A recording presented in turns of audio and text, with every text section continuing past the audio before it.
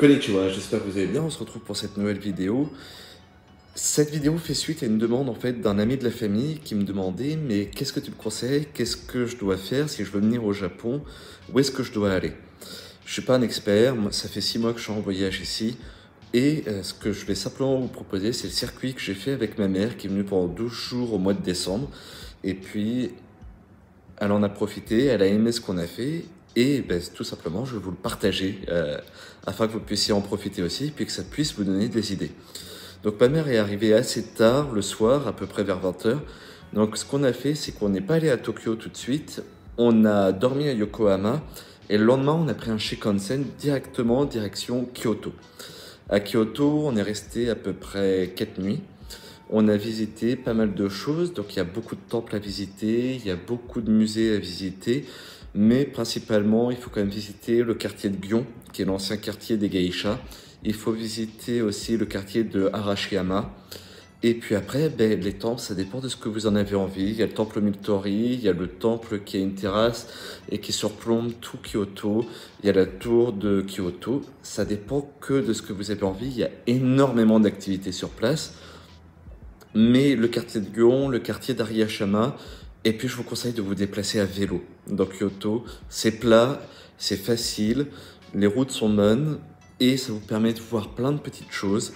Le système de transport est plutôt pas trop mal fait. Vous avez le métro, vous avez le bus. Donc voilà, à part ces quartiers-là que je recommande vraiment d'aller visiter, vous avez aussi le château de Kyoto.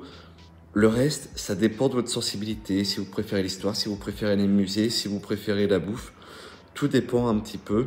Mais bon, si vous voulez des endroits qui regroupent la bouffe, l'histoire, la culture, le quartier de Lyon, le quartier d'Ariyashima, à faire en priorité. Ensuite, on n'a pas passé beaucoup de temps, on est descendu à Osaka pour à peu près 2 jours. Donc la journée, on a fait le château de Osaka, on a visité un peu Namba, et puis après le soir, on a fait Dotonbori, et le lendemain, on a fait un petit peu le quartier de Umeda. Voilà, c'est principalement les grands lieux pour moi à visiter. Si vous avez un petit peu plus de temps, si vous avez envie de visiter un peu plus de choses, vous pouvez faire le quartier de Shinsekai, où il y a la tour Atashi, qui est un quartier un petit peu excentré, mais qui a son charme, qui est un petit peu plus old school. C'est vraiment un style des années 80. Dans la foulée, vous pouvez enchaîner sur le quartier de Denden, qui est le quartier de l'électronique old school aussi. Osaka, c'est vraiment beaucoup de choses old school que vous allez retrouver sur place. Allez sur le quartier de Namba, qui est un petit peu plus récent, où là on est plutôt sur un quartier où il y a pas mal de bouffe, il y a pas mal de salles d'arcade, il y a pas mal de jeux. Donc voilà, c'est plutôt un quartier d'animation soft. Et après, ben, le soir, vous avez le quartier de Dotonbori, où effectivement vous avez le Glicoman, et vous avez toute une allée pour faire de la nourriture traditionnelle japonaise, avec des takoyaki, des omiyaki, toutes les spécialités de Osaka. Et juste à côté, vous avez le quartier un peu plus de la nuit, en fonction de ce que vous aimez. Vous avez ou des boîtes de nuit plutôt typées japonaises ou plutôt typées européennes, des bars 100% japonais, des bars plutôt orientés pour les étrangers, expatriés. Ça dépend que de vous, que de ce que vous aimez. Suite à ça, on est descendu à Hiroshima parce qu'on voulait visiter le musée d'histoire d'Hiroshima et notamment ce qui s'est passé avec la bombe atomique pendant la Seconde Guerre mondiale. Hiroshima, 2 jours, c'est une ambiance qui est assez pesante, notamment autour du musée. C'est normal.